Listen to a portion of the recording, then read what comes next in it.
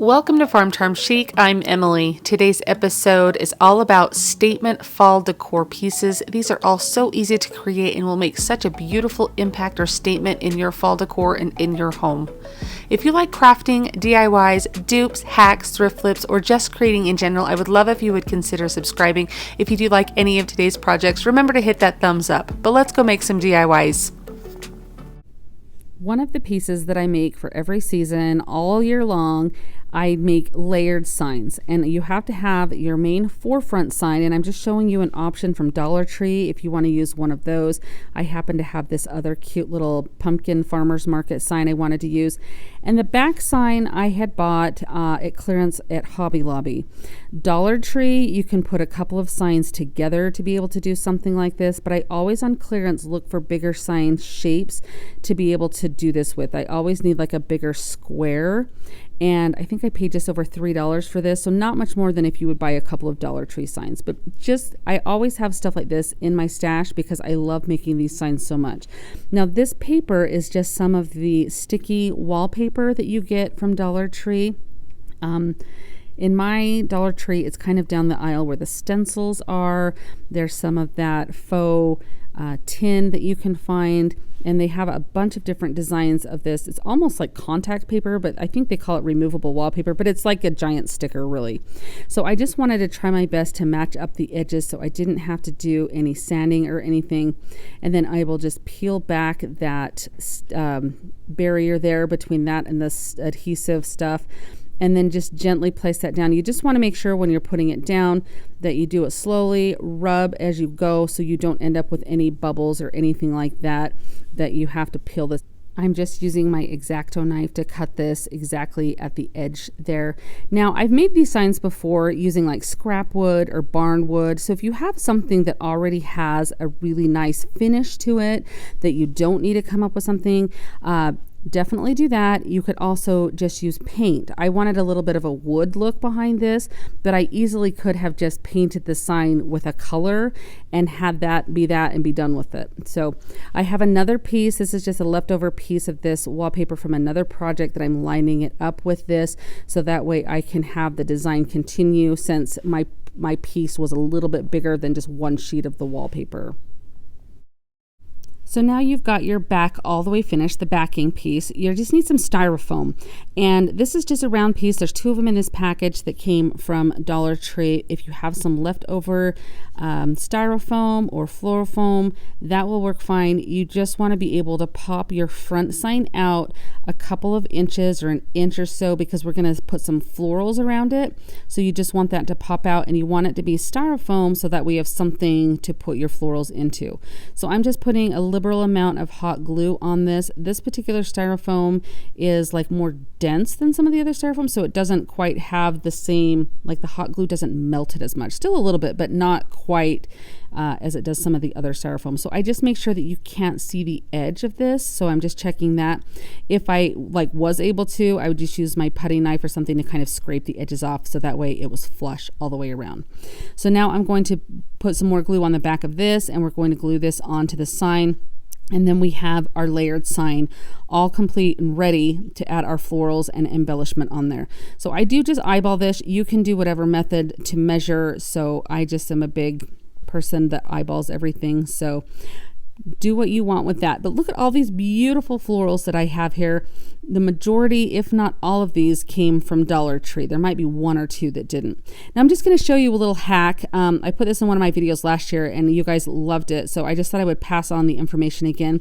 A lot of times when you go to Dollar Tree to pick out florals, they're in the worst condition. Like the leaves are completely like so crumpled up that they're almost unusable.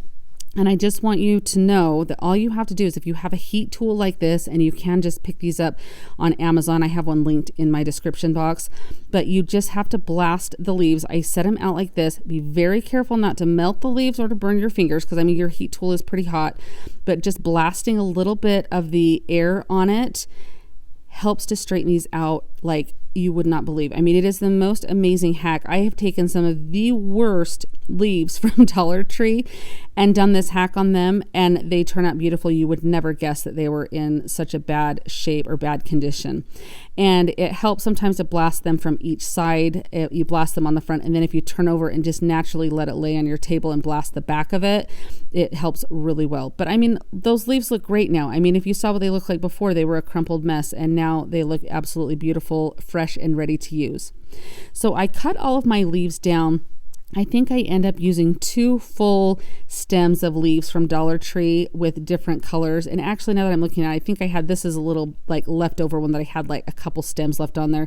So depending on how full you want it, 2 you could probably get by with, 2.5 or 3. Just depends on how full you want it and how big your pieces are. I always get asked about these trimmers. They're Cobalt. I got them at Lowe's, and they're just wire cutters, and they work great for doing your florals and everything. So now I just alternate the colors going all the way around, and I just stick that into the styrofoam. I don't glue them or anything. The styrofoam holds onto these really, really well. If that's something you're worried about, just put a little touch of hot glue on them as you put the flowers into them.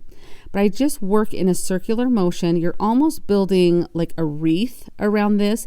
And I've actually done it where I have placed a wreath in between. If you don't want to go to all this trouble, that works too. But I love the styrofoam hack with this and being able to add all sorts of different things into it and not having to worry about the wreath pushing your item forward or anything. So you can see I have all of those leaves in there and how beautiful it's starting to look, how full it is.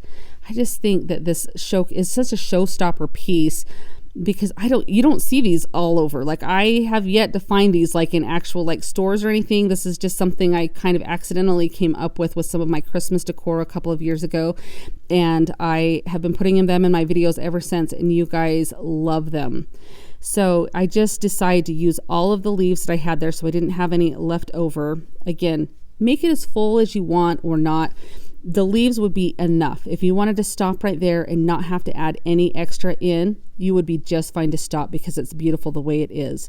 I have these berries, however, and so I have 4 of them, so I'll stick 1 on each side of my sign since it's square. And that way, and then this one I believe did come from JoAnns or Hobby Lobby or somewhere like that, and it's just these little yellowish orangish flowers. It just adds a little bit of texture. Dollar Tree has some similar stuff that you could easily use, or some bigger berries or something.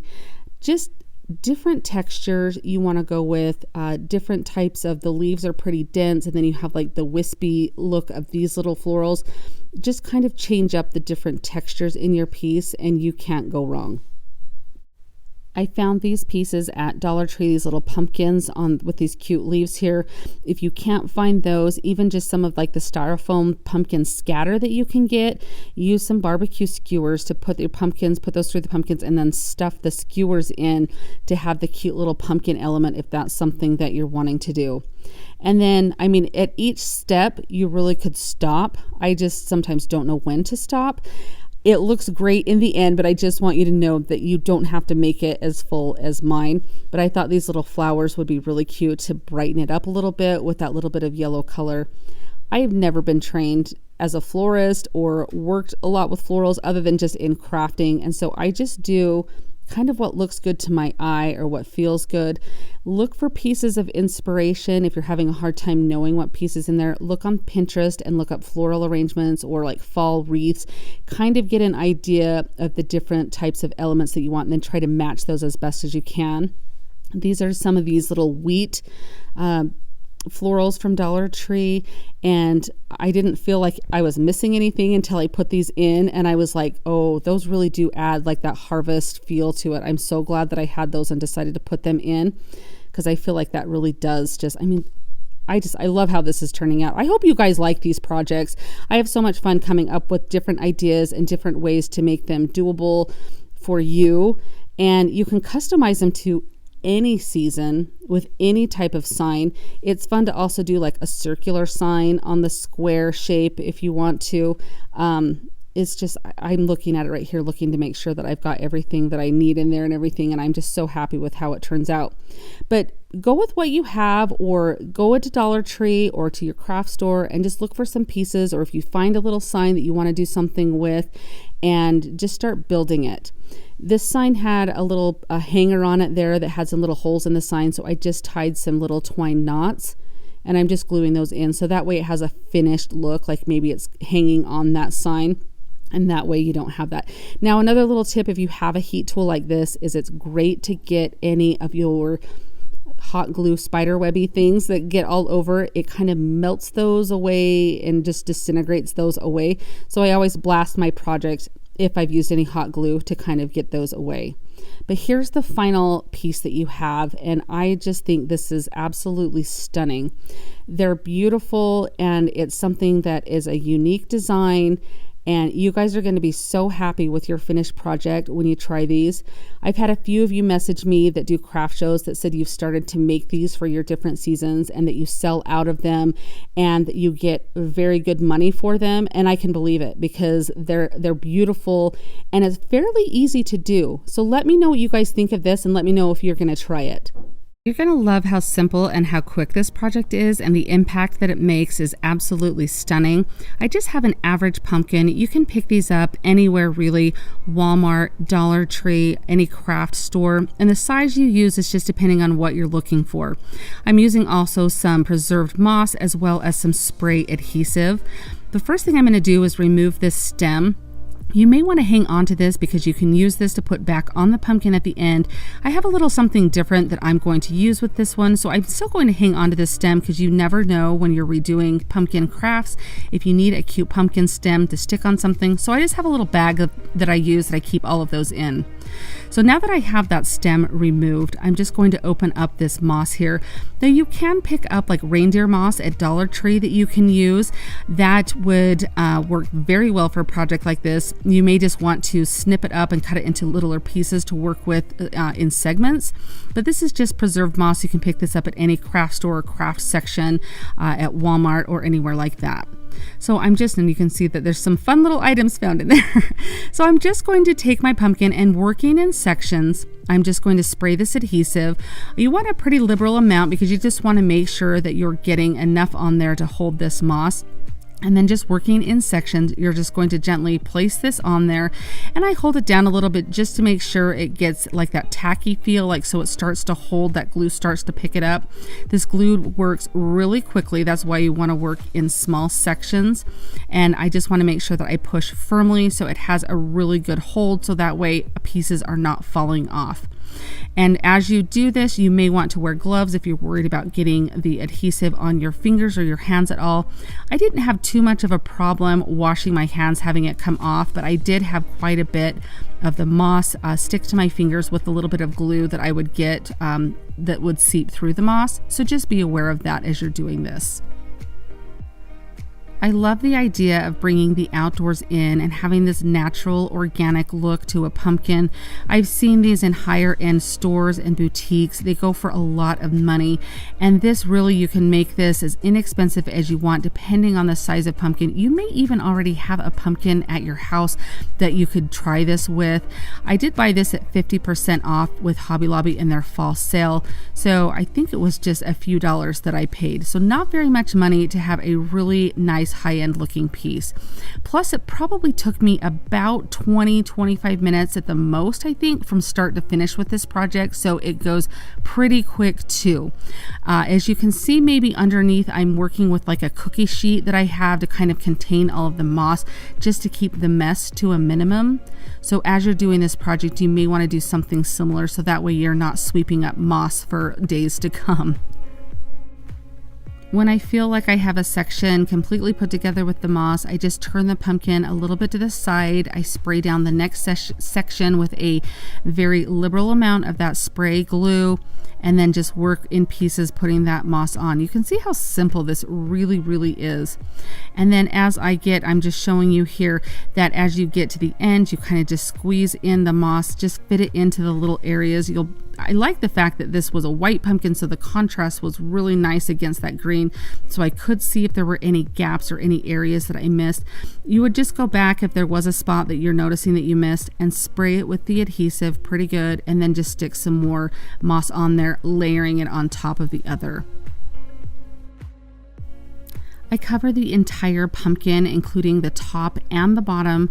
You could possibly leave a little bit of the bottom if you want this to sit very flat. I don't really have a problem with it not sitting flat, but that is an option if you kind of, depending on what your surface you're going to set this on, that you wouldn't have to do the very ring around the bottom there. You could leave that open, but I just went ahead and filled everything in completely. After you feel like you've got all of your pumpkin covered, do just spin it around, check for any holes or any areas there, and this is how it looks when I'm layering all of that on. Once I'm done, I spray the complete exterior of this pumpkin with the glue. This is going to hold the moss in place so you have minimal shedding from this pumpkin here. I've also heard of using hairspray to possibly do this, so keep that in mind. I did just, once I sprayed that glue, I rolled up all the little extra pieces of the moss that were there, and then I went ahead and sprayed it again just to make sure that I had another layer of glue on the outside to keep all of that moss on the pumpkin and not on my floor. Now I have this stick, I picked this up at my farm. I thought this would be a really fun type of stem for the pumpkin. Since it is styrofoam in the middle, it took just a little bit of finagling for me to get that stem in there and push it in really good. And then to kind of create a little bit more of a fun organic look around the stem so it didn't look so harsh moving from that grass to the stem, I used some Spanish moss around this. You could glue this down. It sticks very well. It adheres kind of to the texture of the moss. So as I put that in and got my stem all straightened up, I realized I probably didn't need to glue that down, but you definitely could. And I'm just spinning it around to make sure that everything looks really good. I'm really pleased with how this turned out.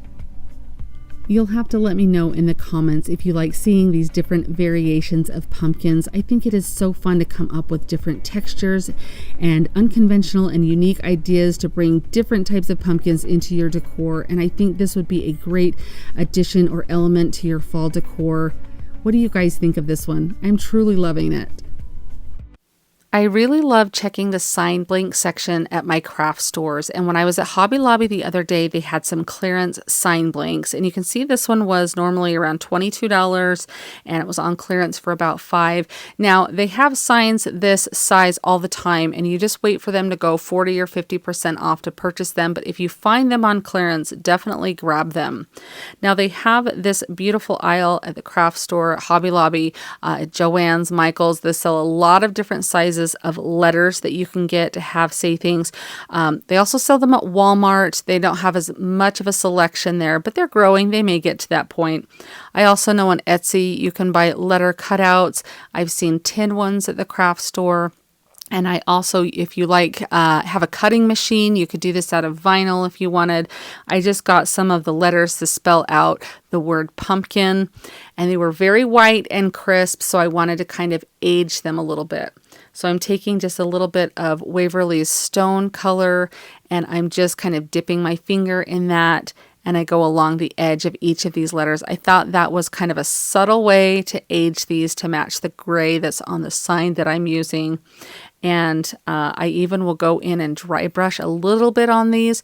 Very light distressing, but enough just so they're not so like in your face, bright white and shiny.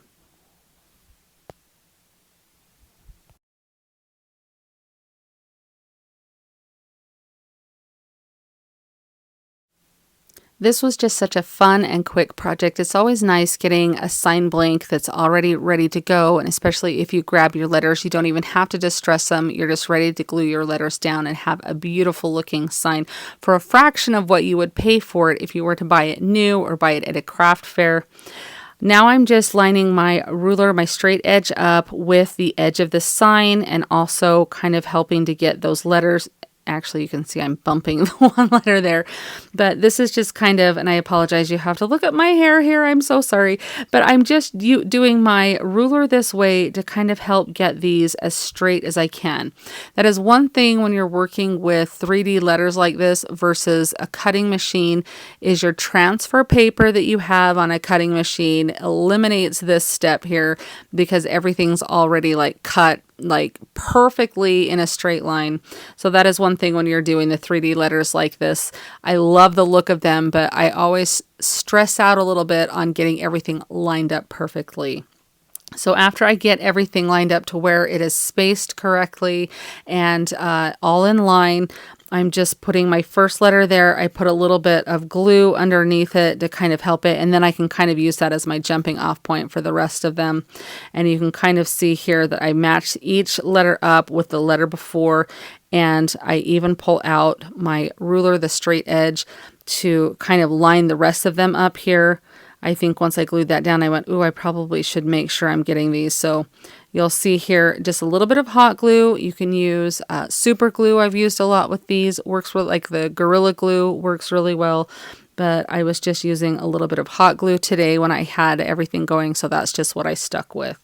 But here's where I put my ruler down so I can line this up, and I just set this letter right down, making sure that everything is level and in line so it all looks nice and professional looking.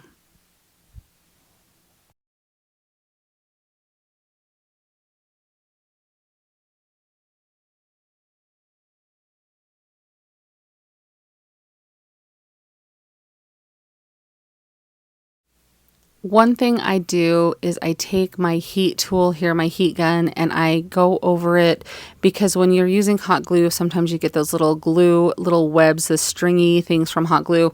Using your heat tool is going to help to melt those away, almost like vaporize them. And so I always go over my project with that, give it a blast or two just to kind of get rid of all of those.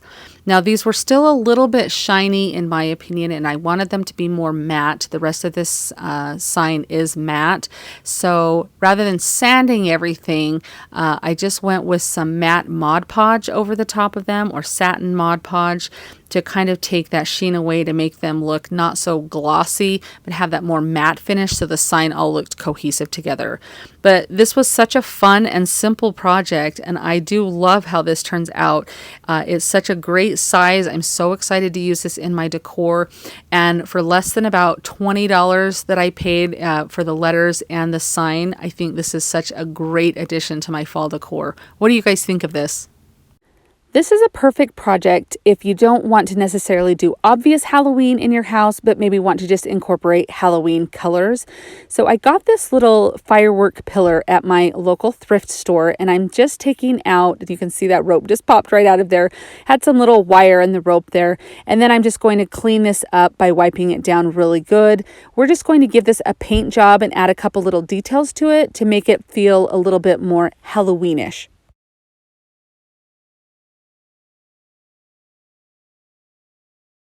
After I give this a thorough couple of coats of white or plaster chalk paint, I believe it is, I tape off some stripes, and then I just take this out to my little spray paint studio, which, as we all know, is just a box that our bathroom sink came in, but it works perfect to spray paint things in to stop the spread of that spray paint going everywhere.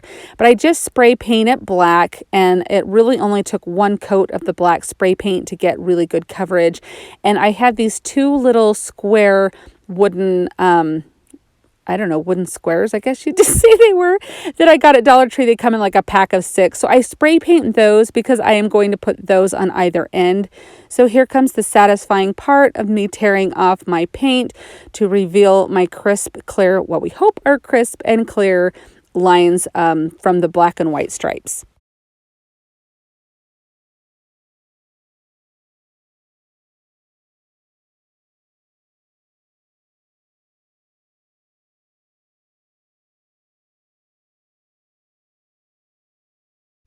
After I reveal my lines, I decide that this is such a very rustic pillar. Like, this piece of wood has a lot of little blemishes and knots and things in it.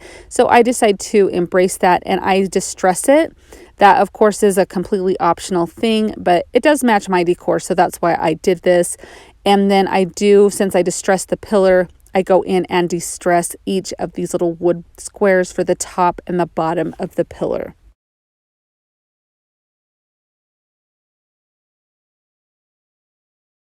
Using some E6000 and hot glue, I then go in and glue the top and the bottom on.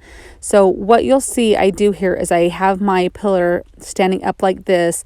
I place my square on and then turn it upside down to kind of measure it and make sure that I get it centered really well.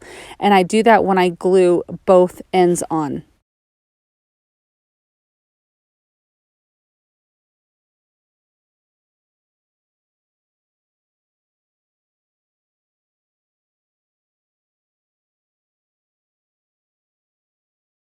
Here's what this pillar looks like with a cute little pumpkin on the top of it. You can see how this definitely is not obvious Halloween, but using the correct colors and everything, it definitely brings that Halloween vibe into your decorating.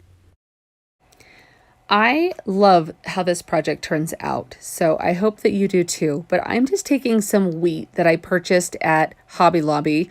I purchased 3 bundles of it. I did not end up using all 3. Buy it when it's on 50% off. There's no need to pay full price. If you happen to have access to any other type of grain, barley, wheat, triticale, anything like that, even like foxtail, something like weeds that grow on the side of the road, you can easily stop and pick some of those, or use anything that you have like that, any type of decorative grass you might have in your garden when you're ready to trim it down for the fall. Anyway, I'm just taking these, and what I'm doing is you just take any size of canister that you would like. I liked the square shape of this particular one, so that's why I chose this. And I cut these down to the size, the length that I want. And I just use some hot glue along the edge of the jar. And I just one by one take these and place them with the hot glue. It's so simple and so easy, and I love how this turns out. I would like to say that right now would be a really good point to add a couple of rocks to your jar that you're using to help give it a little bit of stability. You can add them later, but right now is the perfect time to add them.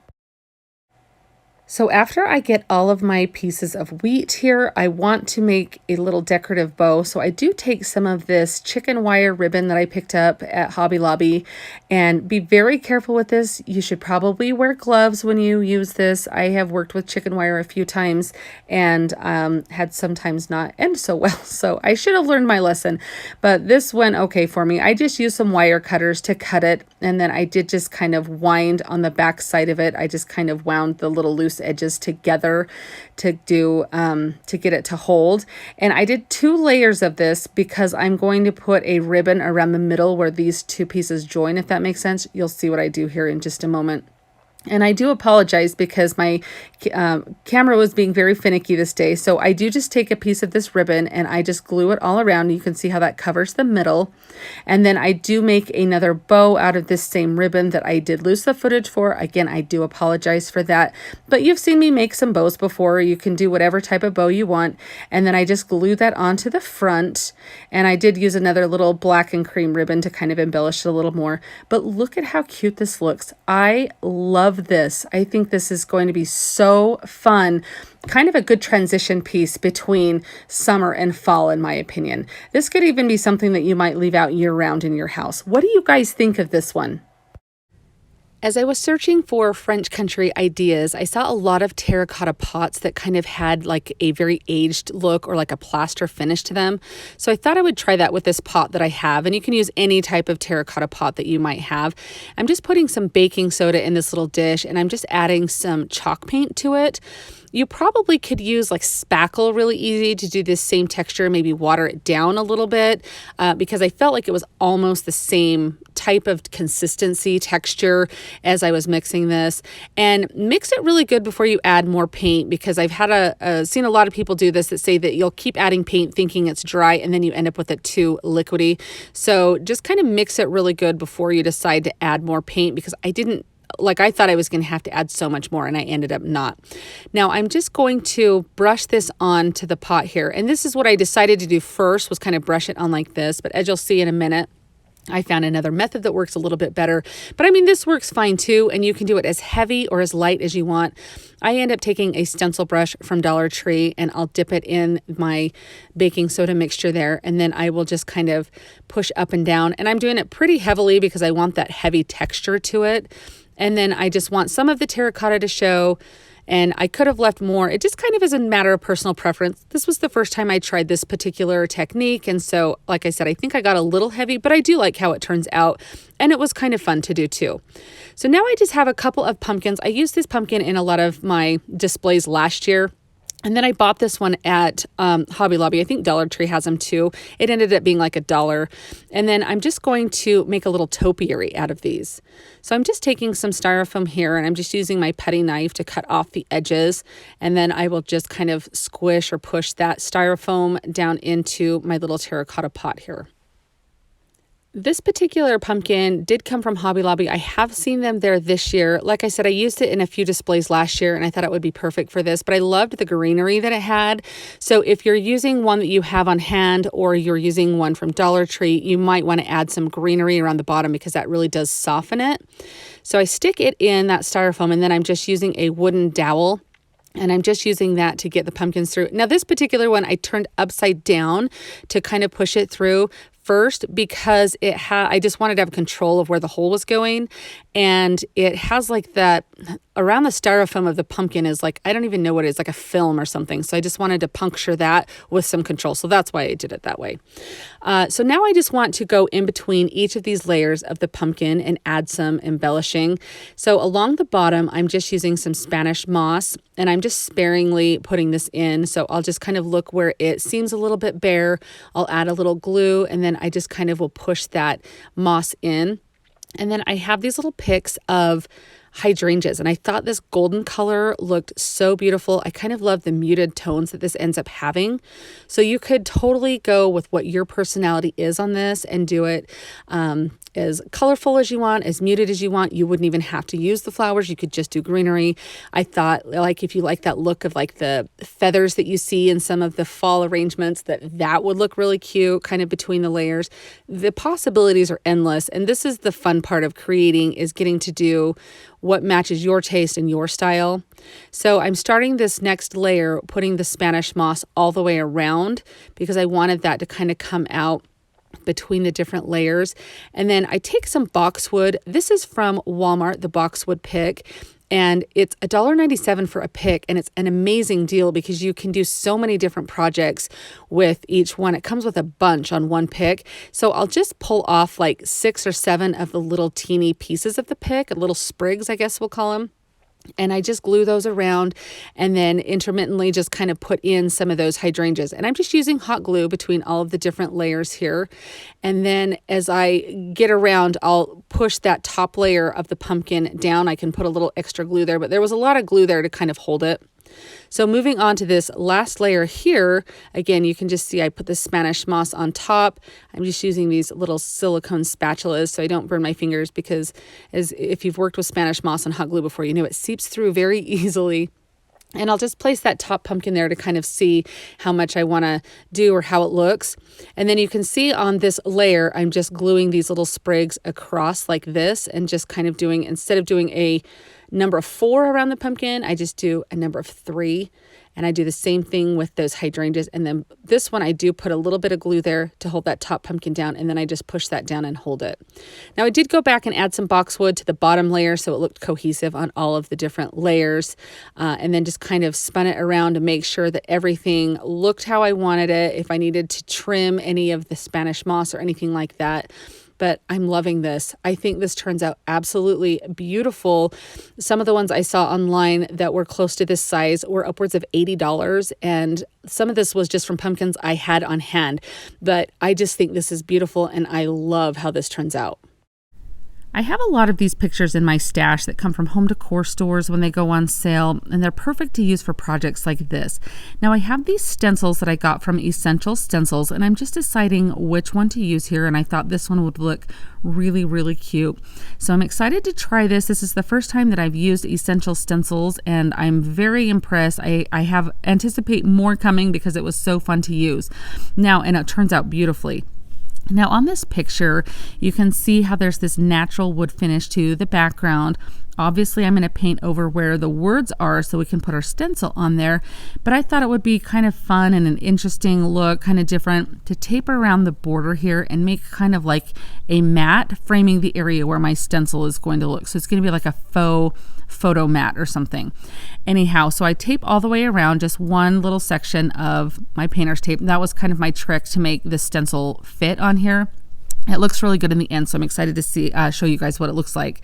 So I'm just taking some white chalk paint. I believe this is just kind of an off-white color. I thought that would look best for the stencil that I was going with, so that way I could have the colors of the stencil show up really well on here. And I'm just going over the border of this tape here to make sure that I get a crisp line. It takes about 2 coats of paint. I did 1 coat and it gave pretty good coverage, but I could still see a little bit of that original saying on there. So just 2 coats of the chalk paint over this gave me a clean surface to work with for my stencil, and it also covered up the complete design in the background there. So now I'm just grabbing my stencil and I'm centering it the best that I can there. If you're a measurer, you can definitely get out a ruler or some way to measure it here. I did just kind of eyeball it here, using like spacing with my finger there from the edges to get it straight. And I did use some painter's tape to tape it down because I didn't want this moving at all, because I do want to use a couple of different colors on the stencil. And so when I go from one color to the next, I don't want this to move or budge or anything like that. So just a little bit of painter's tape. I did all 4 corners and then a little bit on each of the sides. Now, Essential Stencil has these wonderful stencil brushes. They come in a variety of sizes here. This is just the pack that has all of these different sizes, and these totally make the difference when doing stenciling. So I've in the past used like Dollar Tree stencil brushes, and you guys, it is worth the investment to get some good stencil brushes. These cleaned up so nice, and they really did make such a big difference. This turns out so awesome. Now, I'm using either a pouncing motion or a swirling motion. The swirling motion made sure that I got into all of the little areas there. That's what ended up working the best, but sometimes around the edges and some of those letters, a pouncing motion would work if the swirling was kind of not getting what you needed there. And you can just see exactly what I'm doing there. I pounce and I swirl, just kind of a combination of both of them. And where the stencil is taped into place, it's going to hold that so you're not going to have any bleed through or anything. Now, I was really careful around these tires on this truck design. I really wanted there to be the black tires, so I was really careful. However, there was some edges up close to the bed of the truck there that I could not quite reach as well with the stencil brush as I wanted. So I did just grab another little thin brush that I had and just kind of lightly went around that area with that, being careful not to go at all under the stencil, just to do a little bit of the detail work. Now, I pulled out my trusty vintage duck egg that I have been loving the last couple of months, because I thought that would be the perfect color to do kind of a muted turquoise truck here, that teal farmhouse truck that's so popular. And I do love that color, and I thought it needed some type of pop of color on there, and especially where I'm going to do the apples red, I thought this blue would be a beautiful contrast. So this has got some really wide areas of paint there, so you just want to make sure you may have to do a couple of coats to get the coverage depending on your paint and what kind of brush strokes you want in there. And I decided as I was doing this, I get to this part and there's like the little wood slats on the back of the truck bed. I decided I would leave those and do them with some brown paint, and I'm just taking a little thin brush because it was such a small area and just going over that as thinly as I can. And I tried to remember when I was doing this that it is supposed to look like wood, so if the coverage isn't super dark or it's a little sparse, it probably will look just like natural wood slats. So I was very careful doing this, but I didn't get like total full coverage. I just picked a deep red to do the apple color. I thought the contrast with the red and that truck would be really beautiful to have that nice deep red on there. Now, the stencil did have areas for like stems on the apples, and I chose not to go in and paint those with my brown paint. I was worried about how it would look on top of my red paint, and I didn't want to get too tedious or have any bleed through. I just wanted to keep it as simple as I could. So that's a matter of personal preference what you decide to do there. But I did just make sure that I got all the coverage that I wanted to on those apples before let them dry, and if I wanted to go back in, I did that. Now I'm just removing the tape from the stencil that's holding it in place, and that way I can get this pulled up and show you guys the reveal here when I pull this back. I really think you're going to love how this turns out. It's always that moment of like, oh, I hope this turns out when you peel this back. But look at how good it looks. It's beautiful. I love that color of the truck. Now, there was a couple of areas, and I mean just the smallest of areas, that honestly, if you weren't looking super close at it, like I was going, ooh, I probably ought to clean this up. I just take a little bit of white paint on my brush, and you can kind of see, I mean, who would have seen that area anyway?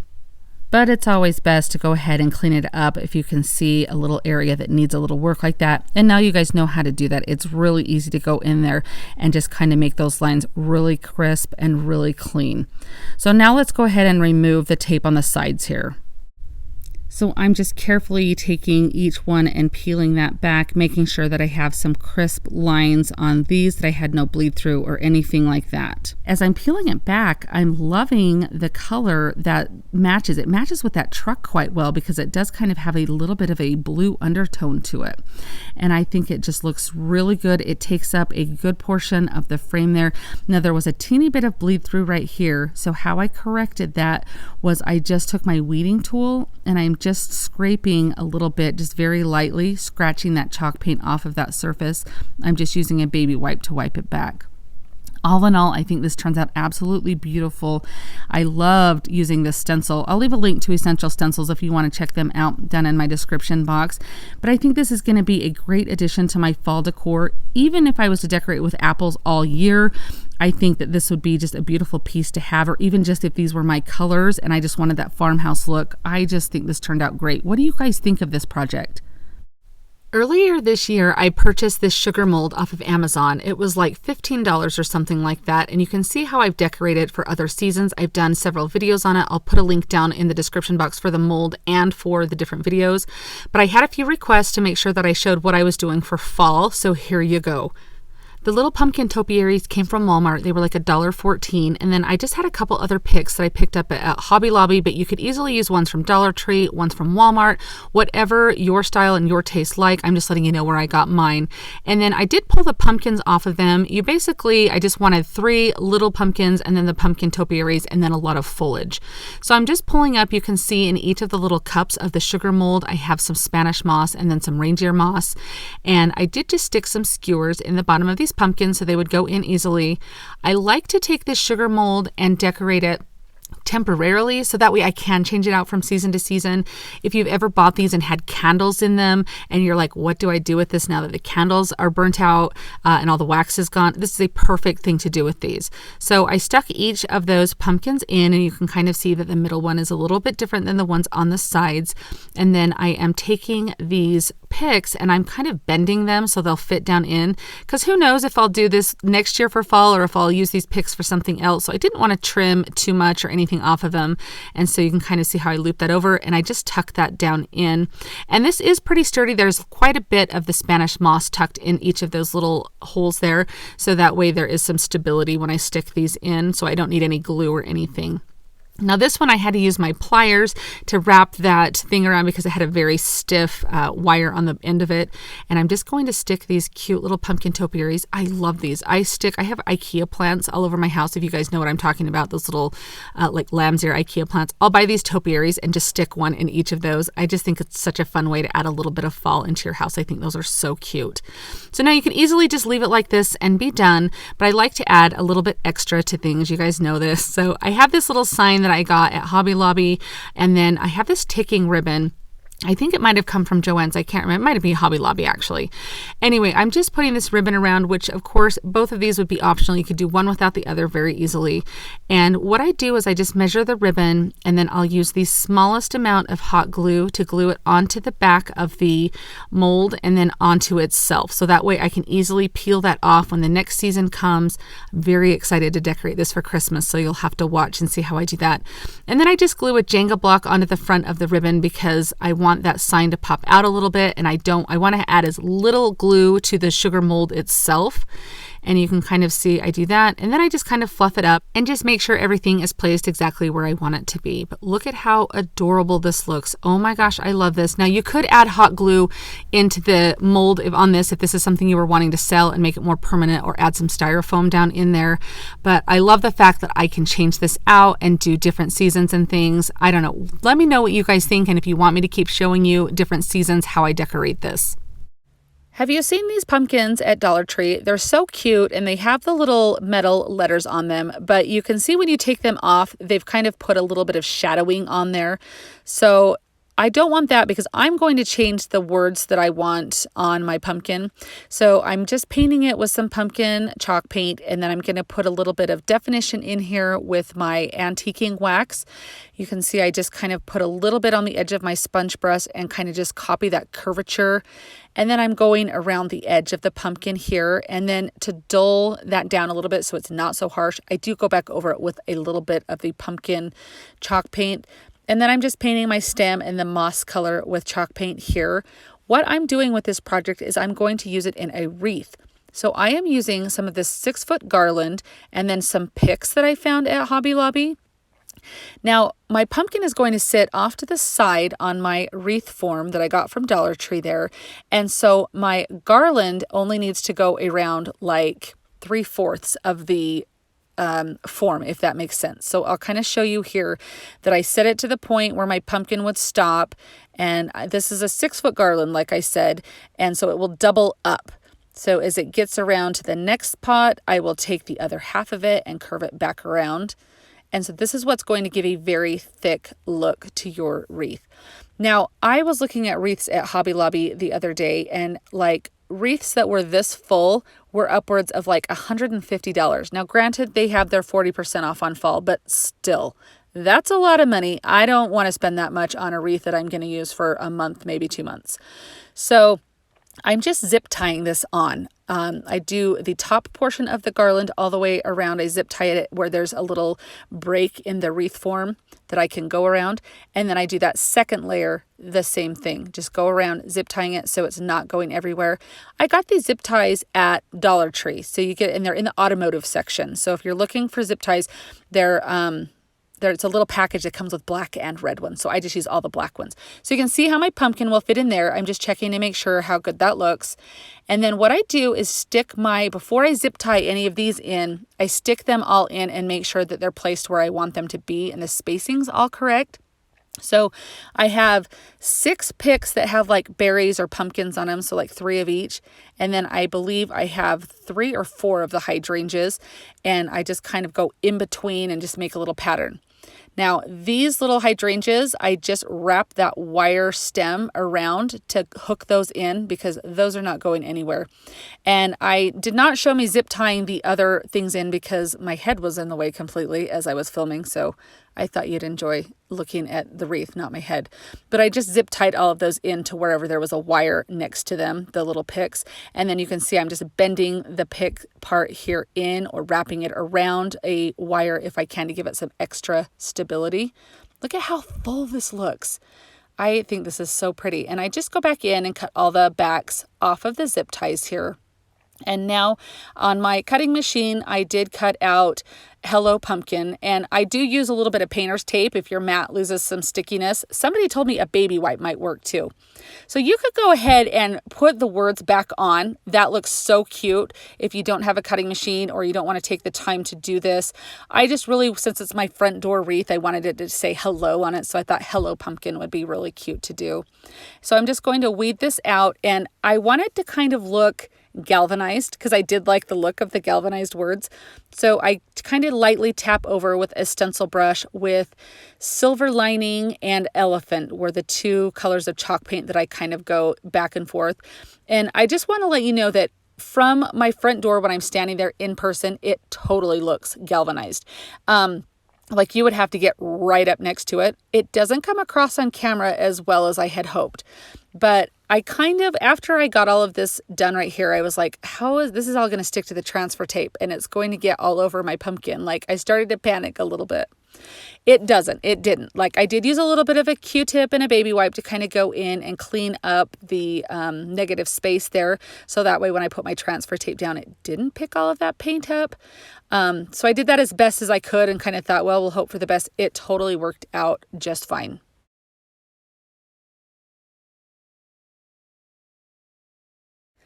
One trick that I did with this is I placed my transfer tape on my table so I knew that it wasn't going anywhere, and then I just used my fingers down below to move my pumpkin around to center it. So if that makes sense, hopefully, but that's kind of a way to help get things centered.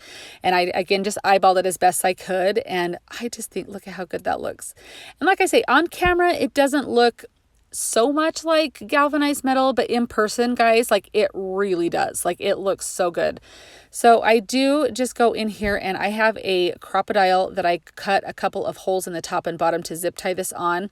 You would not have to do that. You could easily hot glue this in. You could easily like use like punch a hole in it with like a nail and a hammer or something to zip tie down at the bottom or something like that. There's a lot of different ways to get that affixed to it. And then I take just a couple little loose leaves to kind of cover those zip ties, so that way you're not going to see them. It's not going to come off of there. And then you can kind of see up on the right hand side of the top of my pumpkin, it was a little bare. So I'm just going to come and glue. And I just honestly turned my wreath over and picked a couple of leaves from the back to do this with. So stinking cute. I love this wreath. Guys, this easily would have been over $100 at Hobby Lobby, the way that their wreaths were priced. And I mean, I probably spent a little bit, probably less than 30 on it. And it's homemade. It's going to last me years and years. I love this. You can go over with decoupage on your pumpkin to seal it, but what do you think of this one? I love it. For this DIY, you can use any of the long signs from Dollar Tree. This is just one from Halloween that says spooky on it, but I'm going to be covering that up. So I'm just taking some craft paper and I'm just using my little X-Acto knife tool here to cut out a piece of craft paper to fit over that spooky part so you won't see that. You could sand the glitter off. It does get everywhere. I find, since I am just leaving this in my own home, that I don't need to sand that off. But if you were going to like resell this or anything, you would probably want to sand it off, because you can kind of see where the glitter is on the back once this paper covers it. But all I am using is my trusty glue stick here. I love this Elmer's purple glue stick. It is the best. I love to buy it in bulk when it goes on clearance after back to school. But I'm just using that all over the entire sign there, and then I will just press that paper down firmly to make sure that it is adhered very well. And then I sand all of the edges to give that craft paper, have it look like it's perfect edge on there and it's made to go on that sign. Although I am going to paint this sign orange, I do give a base coat of just one coat of white chalk paint just to kind of help that orange pop a little bit more. I was trying to not use as much of the orange chalk paint. This is just Waverly's pumpkin color. I do end up adding 3 coats of paint on there to get the coverage that I want. And then I did just use my cutting machine to cut out the word thankful. You could use stickers to do this. You could do water slide decal paper, print on tissue paper. There are so many options. This was just the option that I decided to go with today, and I just Google imaged the thankful. I just put thankful in like farmhouse font, and it just came up with different images that I used to cut from, so it's not an actual font that I used. But I just thought in Google Images it was great, so I just uploaded that into my Cricut Design Space. Now on the side of this sign, because I set those letters offset to the side, I wanted to have kind of a cute little ribbon with a floral display here. So I just double up that ribbon that came from Dollar Tree, and I have a bunch of these Dollar Tree florals here, and I'm just kind of picking and choosing, taking like one off of this one off of that one. I mean, there's no rhyme or reason to this. I just wanted to get what looked really fallish and Thanksgiving-ish, so that way I could use all of those things. So this is just kind of a sampling of like the different things that I chose here. Now I'm doing right here just a little hack of, if you have these wrinkled leaves, which from Dollar Tree is notorious for this, if you just take those leaves and place them flat on your surface and then just blast them for like maybe 1 or 2 seconds with your heat tool. You don't want to do it too long because it will melt the leaf, but if you do it just for 1 or 2 seconds, it will make that leaf flat and get rid of all of those wrinkles. It is the best hack ever, especially when it comes to Dollar Tree florals, because I feel like the majority of them are pretty wrinkled from how they package them. So my base is just a couple of leaves. I did like 4 leaves here, and then I just went around. I wanted like a little pine cone in there. I thought that looked pretty fallish. Some of the different little colors of the berries that they had. This little pumpkin came on like a pack of 6 of them. It had a little clip on the bottom of it, and I just removed the clip and glued that down. And then I just kind of tuck some things in. I just kind of go around. I don't know a lot about doing florals. I just kind of do what looks good. So if like you're a less is more person, then go for that vibe. If you're thinking that, you know, gob it up as much as you can, which is sometimes what I do because I like the way it looks, then do that too. Now I just put a little hanger on the back there with some twine and some popsicle sticks so I could hang this if I wanted, or prop it up. But I think this is perfect for Thanksgiving. I think that it is such a fun, thankful sign. I love how the little florals turned out there. I would love to know your thoughts on this one. Thank you so much for joining me today for these 10 fall statement decor pieces. They are all so fun and easy to create. They will make such a beautiful statement in anyone's fall decor. Which one are you going to try, or which one was your favorite? Let me know down in the comments. Thank you so much for watching, and I'll see you next time. Happy crafting! If you like the video that you just saw and you want to keep crafting together, here's another video that you might enjoy. And as always, remember to like and subscribe. Thanks so much for watching. I'll see you next time.